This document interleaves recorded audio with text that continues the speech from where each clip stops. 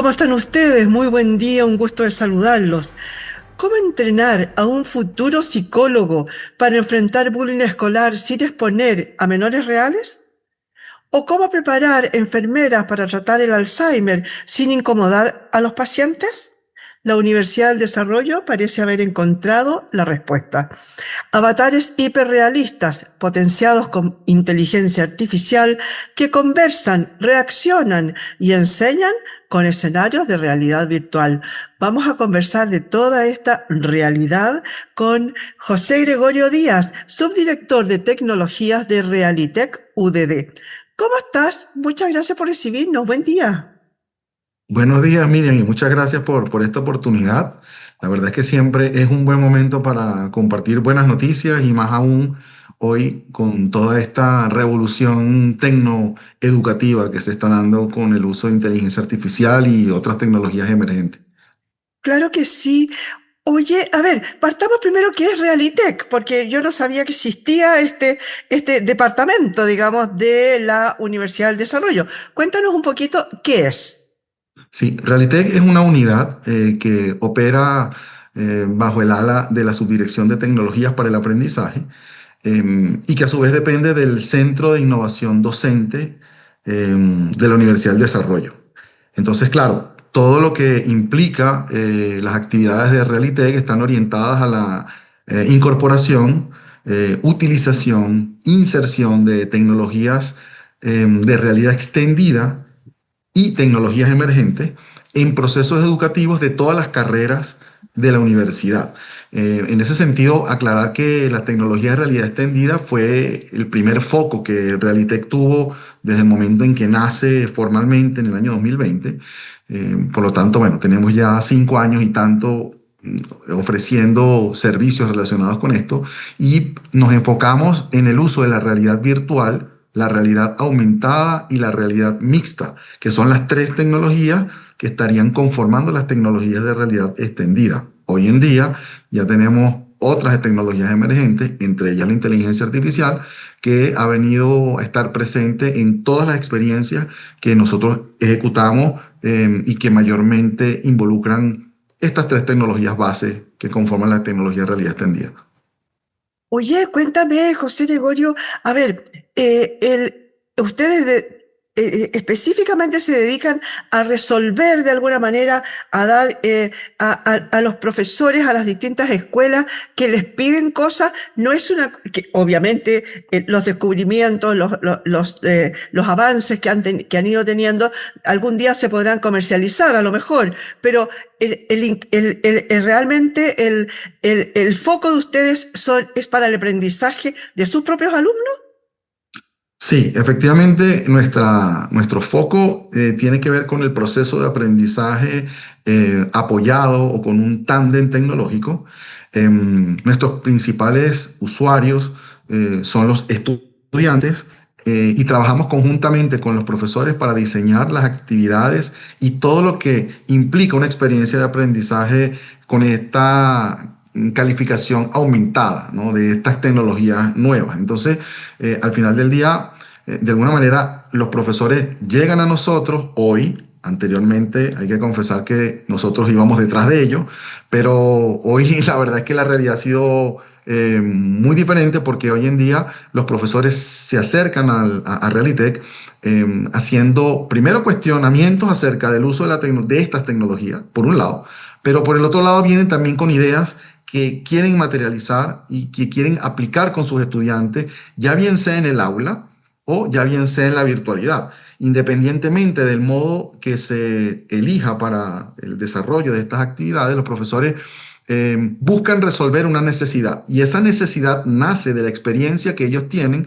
en la impartición de las asignaturas en el aula o en laboratorio o en algún otro medio. Entonces, los profesores con esta experiencia previa ya tienen fundamentos suficientes como para poder estimar qué es lo que está faltando, qué es lo que necesitan los estudiantes para llevar al siguiente nivel la resolución de lo que puede estar declarado como una incógnita en el proceso de aprendizaje. Y en ese sentido, nuestro marco de trabajo siempre está inscrito en los objetivos de aprendizaje de la asignatura o los resultados de aprendizaje de la asignatura. Por lo tanto, eso también cautela que la tecnología se subordine a el propósito de aprendizaje que muchas veces no ocurre, puesto que la tecnología per se trae una gran cantidad de elementos distractores y quizás alguna parafernalia que no necesariamente tributa al proceso de aprendizaje y a su propósito. Entonces, nuestra labor tiene que ver con esa contextualización, con esa elección y desarrollo de experiencias de aprendizaje que utilizan tecnología previamente validada por los docentes y toda la experiencia que trae para que los estudiantes amplíen y mejoren el desarrollo de los resultados de aprendizaje que están tratando de buscar en una asignatura. Oye, me imagino que para ustedes los grandes clientes, digamos, que llegan a pedirles cosas deben ser obviamente las escuelas de medicina, odontología, enfermería, etcétera, por aquello de manipular paciente verdadero, ¿no es cierto? Llevado la teoría a la práctica. ¿Es así? ¿O también te llegan de otras escuelas, de otras facultades? Tal como comenta en este comentario con el que cierra, sí, efectivamente nosotros atendemos a todas las carreras porque llegan requerimientos de todas las carreras. No obstante, considerando que Realitec nace con un modelo pedagógico cuyo ingrediente principal tiene que ver con el aprendizaje experiencial y la simulación, nosotros metodológicamente siempre construimos estas experiencias utilizando los elementos base de estos postulados teóricos, ¿no?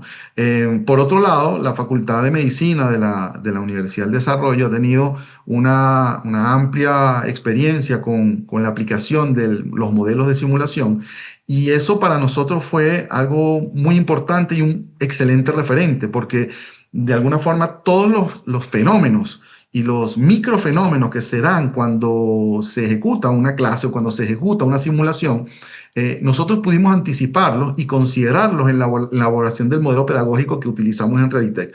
Por lo tanto, lo que hemos logrado es ampliar la aplicación del modelo pedagógico hacia varias disciplinas, no solamente el área de la medicina, con la cual tuvimos nuestros primeros pasos, sino que hemos logrado que el modelo de simulación sea aplicable y sobre todo útil e interesante para los estudiantes cuando vienen de otras disciplinas, como por ejemplo, no necesariamente de la salud, el área de diseño gráfico tiene experiencia, el área en derecho tiene también ejecutar, el área de informática tiene experiencias que se pueden ejecutar, porque al final del día la simulación permite que tú puedas construir escenarios que son controlados sin riesgos para comprometer elementos de seguridad que típicamente pudieran estar siendo presentes en una recreación normal.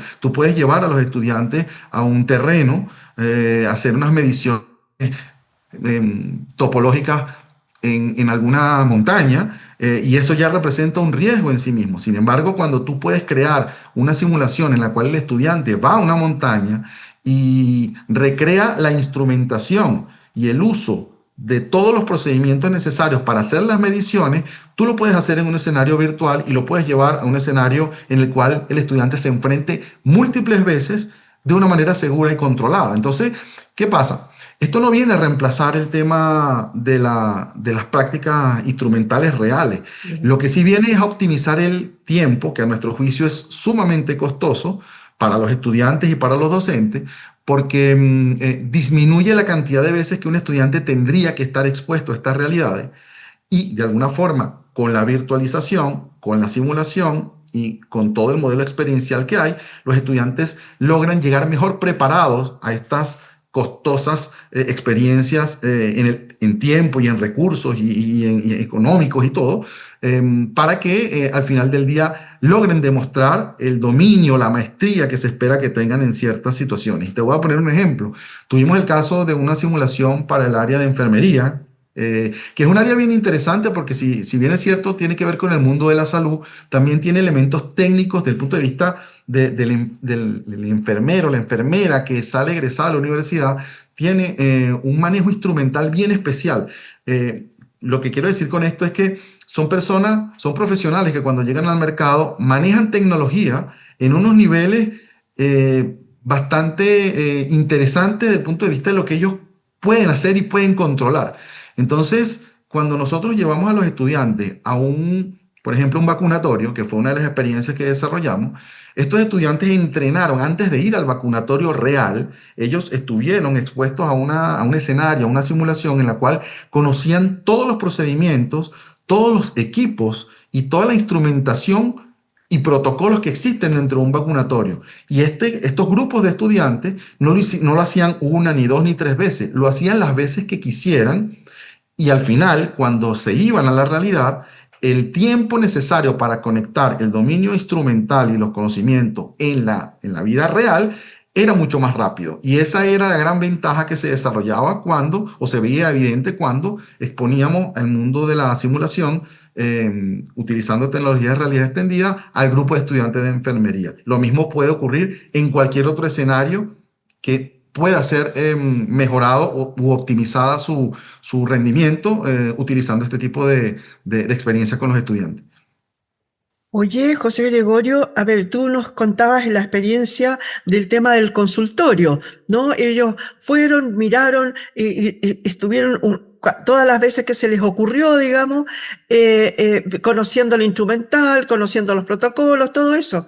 Pero una cosa es esa cosa física y otra cosa es enfrentarse, por ejemplo, a la mente de una persona con bullying.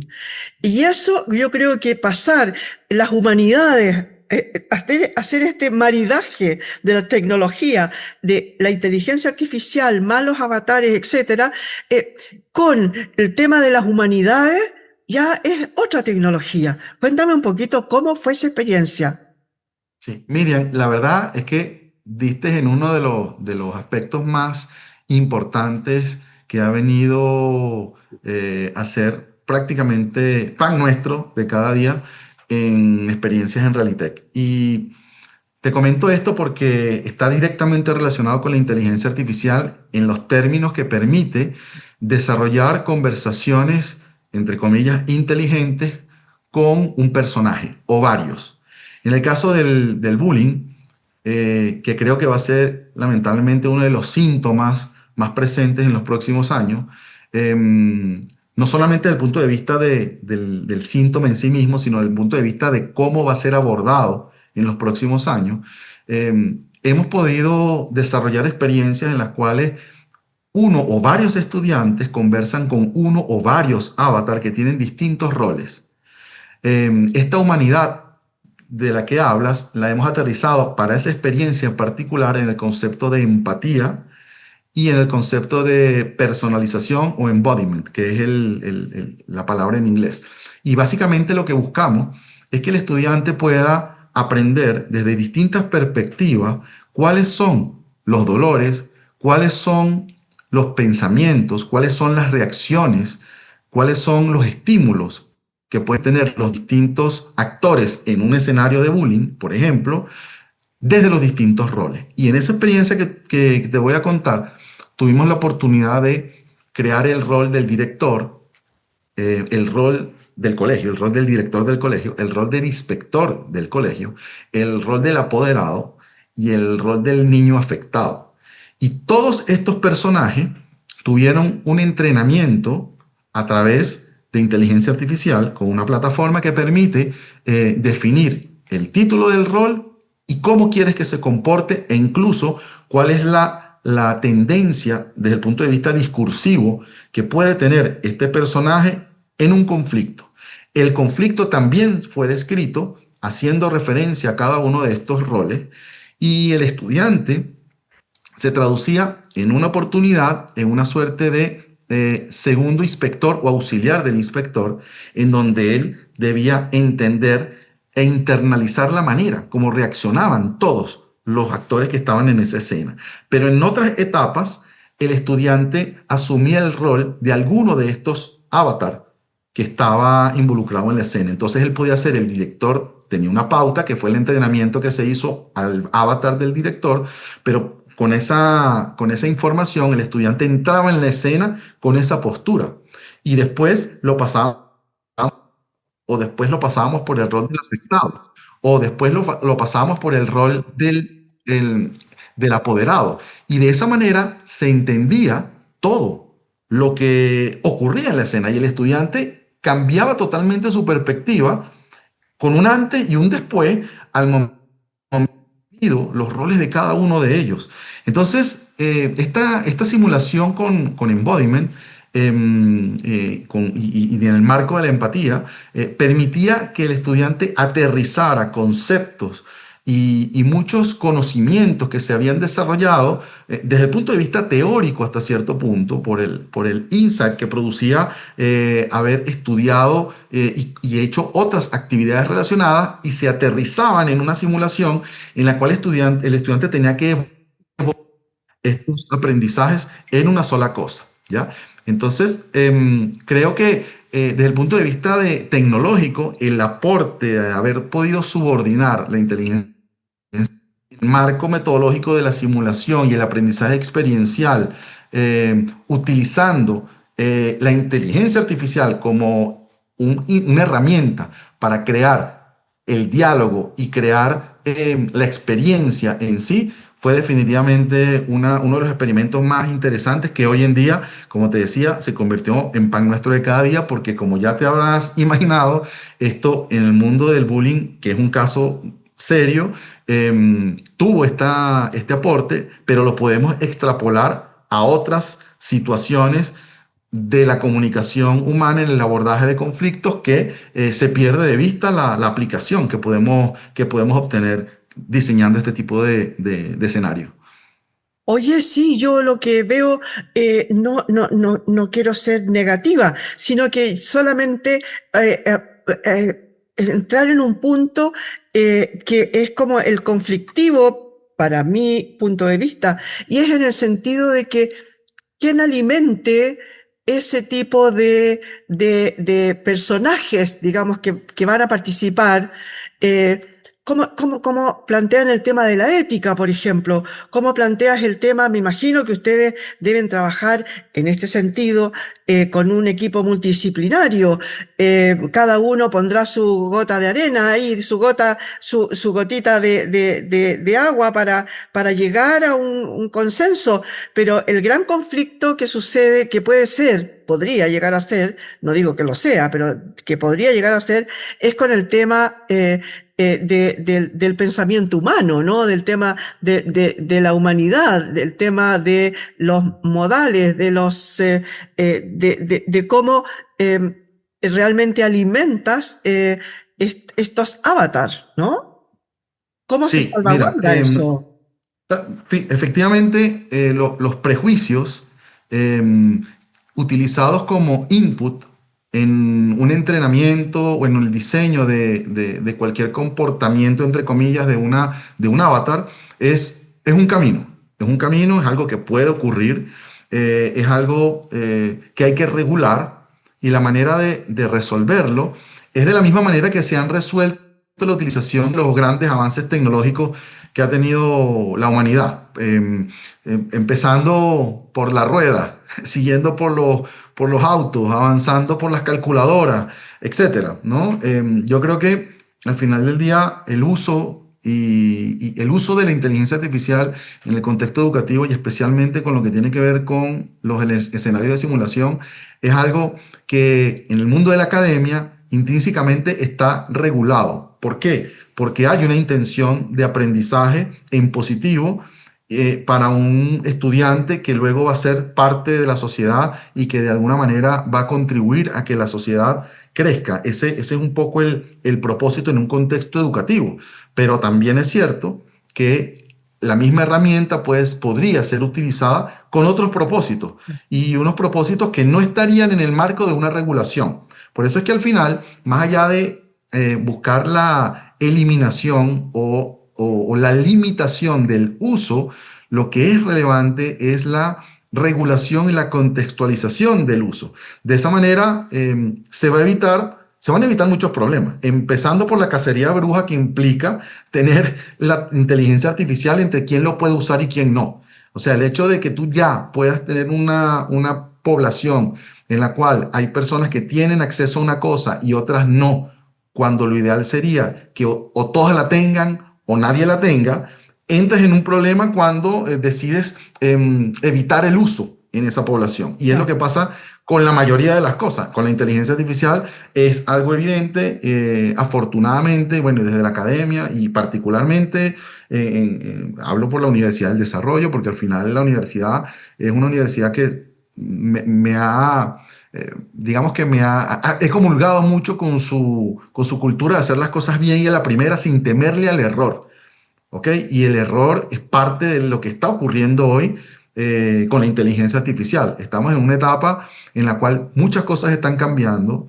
La web, como hoy la conocemos, está cambiando. La tecnología que está presente para la educación está cambiando y el marco regulatorio es justamente lo que pudiera ser parte de la solución con políticas adecuadas, evidentemente, para que todas estas tecnologías como la inteligencia artificial no sea un objeto de crear una herramienta de dominación vía los prejuicios, sino hacerlo a través de la educación consciente, ética y responsable, con un propósito que respete la humanidad y la integridad de todos.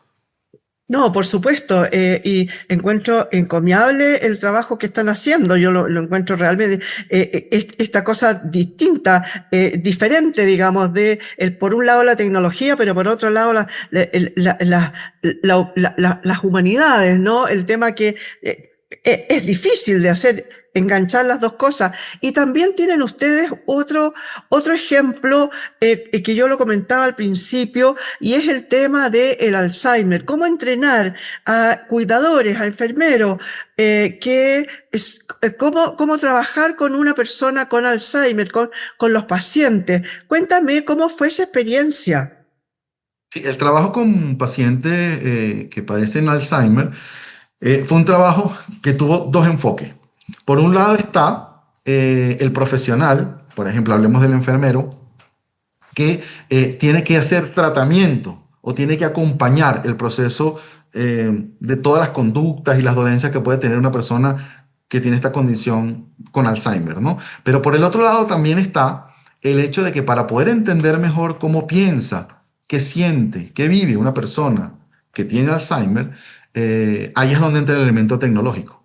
Y lo que hicimos fue, por la vía de la personificación, utilizamos unos escenarios en los cuales el estudiante en primera persona era el paciente que tenía Alzheimer.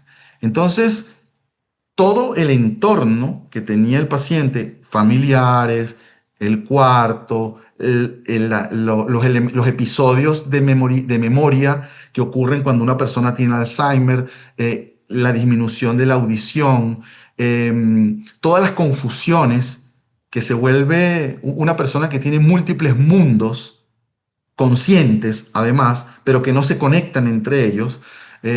Todo esto fue posible personificarlo en un software que permitía que el estudiante, al colocárselo, él era el que tenía Alzheimer. Entonces veía cómo todo el mundo lo trataba.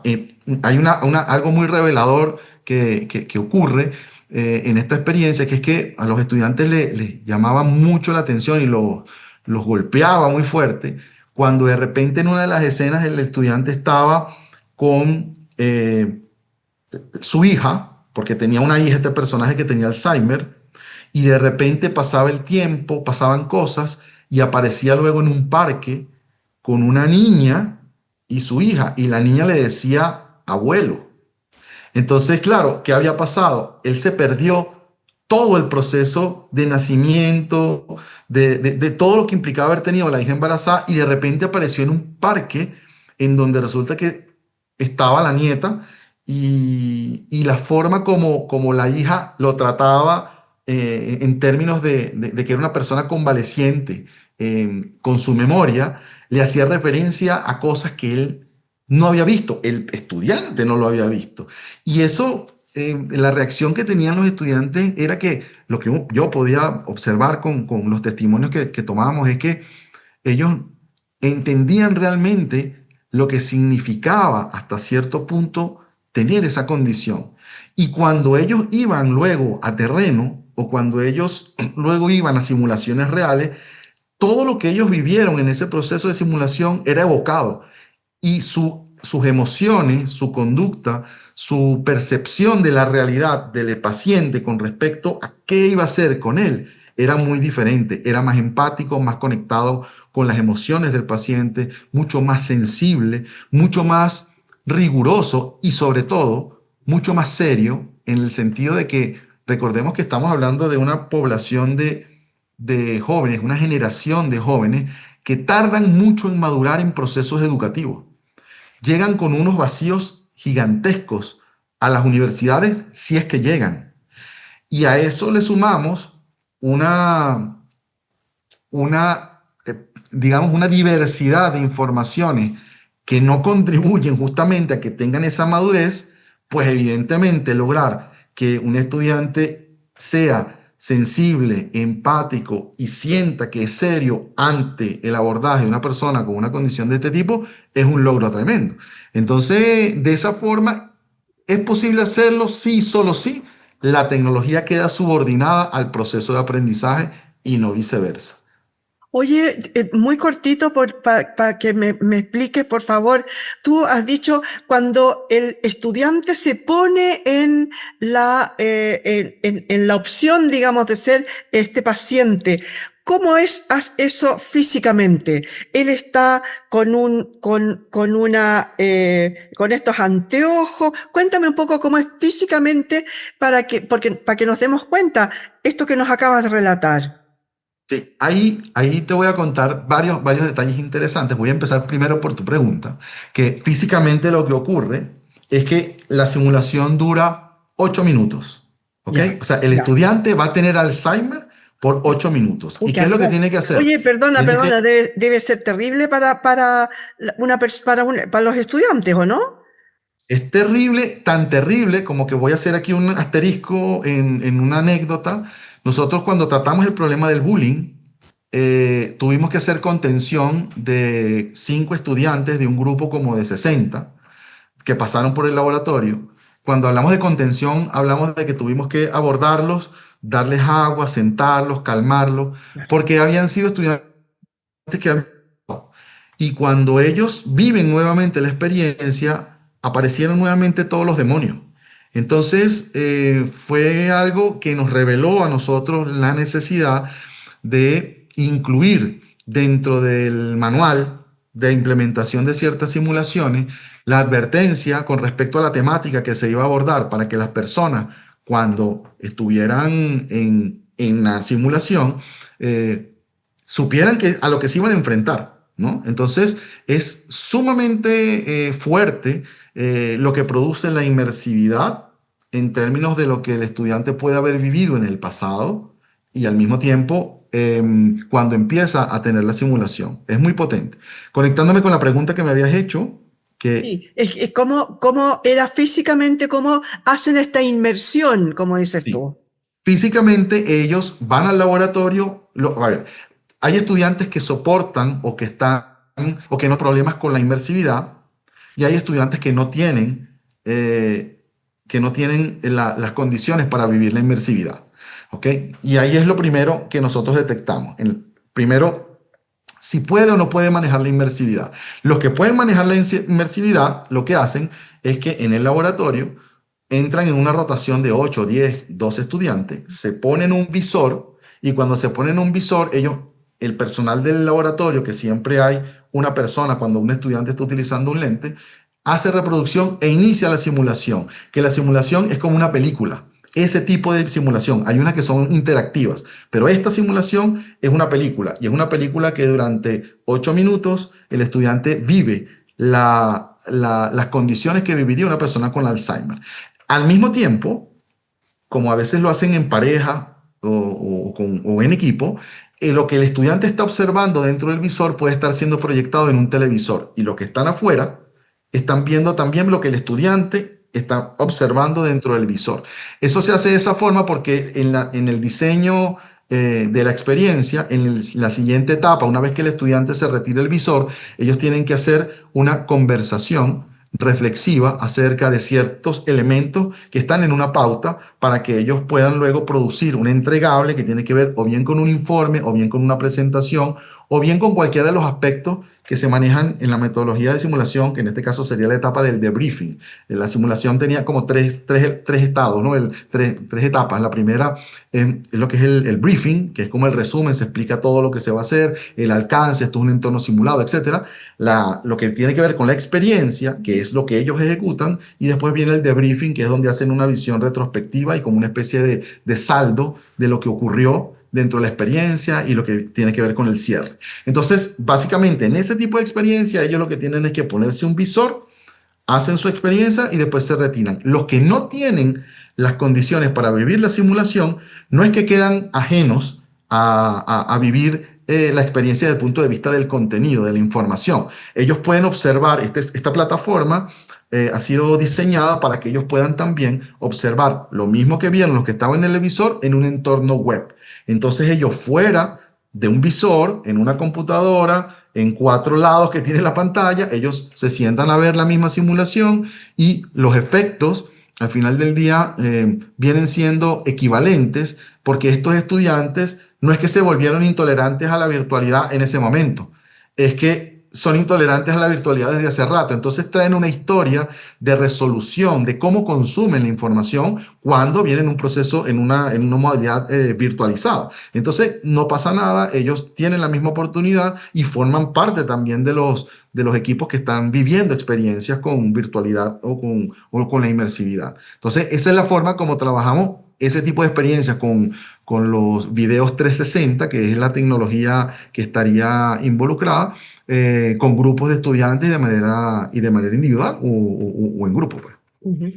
Oye, qué interesante. Me encantaría volver a hablar contigo para poder explayarnos un poquito más, porque hoy día fuimos como muy superficiales y creo que ahí hay todo un tema con respecto de, por ejemplo, esto mismo que dices tú, hay algunos alumnos que pueden y hay otros que no pueden estar, porque pueden tener algún tipo no quiero decir trastorno, pero algo escondido, como pasaba, por ejemplo, con el tema del bullying, ¿no? Que haya ahí quedado ahí soterrado y que al verse enfrentados nuevamente a una cosa similar, a un acoso similar, empiezan a ofrecer una serie de sentimientos. Muchas gracias, José Gregorio, por haber estado hoy día con nosotros. No, mira, muchas gracias a ustedes. De verdad, mira, las puertas nuestras abiertas.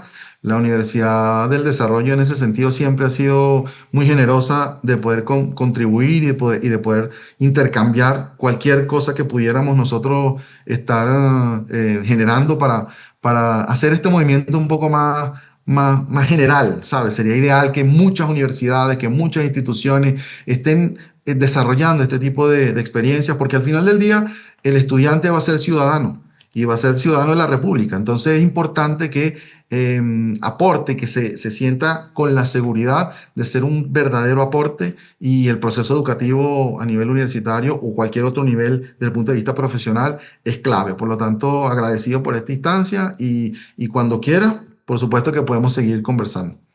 Muchas gracias. Muchas gracias le damos a José Gregorio Díaz, subdirector de tecnologías de Realitech UDD, por haber estado hoy día con nosotros, por habernos mostrado cómo están trabajando, lo que realmente es meterse en los zapatos del otro, ¿no? Muchas gracias por haber estado hoy día con nosotros en este punto de encuentro.